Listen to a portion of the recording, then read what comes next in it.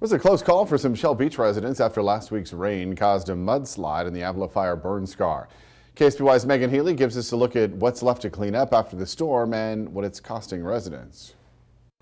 Residents in the Spyglass neighborhood say they dodged a bullet with the recent rainstorm. Back in June, the Avila Fire scorched nearly 400 acres on this hillside, and the rain in the last couple of days caused the mud, debris, and vegetation to slide onto the streets and get extremely close to some of these homes. Buckets are getting filled up with mud and hauled off.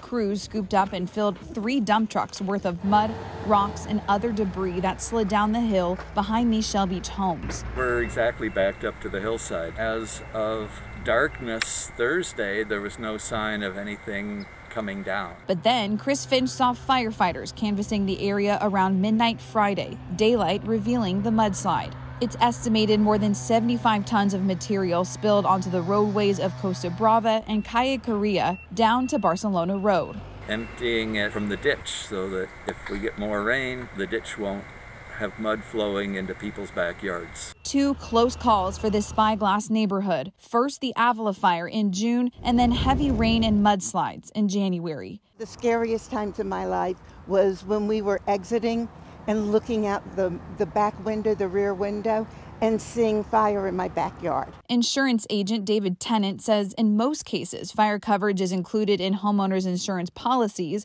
but it's getting harder for them to buy. With the fires that have been going on, we've been seeing some pricing increases, and we've also seen a little bit of tightening on some of the areas they're willing to write in. Flooding, which also includes mudslides, require separate policies. For homes in high-risk flood zones, it can cost up to $5,000 annually. Well, up to 30% of all losses on floods are out of high-risk flood zones. But I have flood insurance.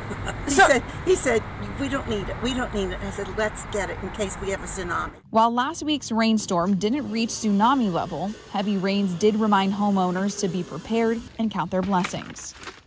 In Shell Beach, I'm Megan Healy, KSBY News. If there is an area with no HOA, the city says its crews would step in, but if disaster strikes on private property, then the owner is responsible.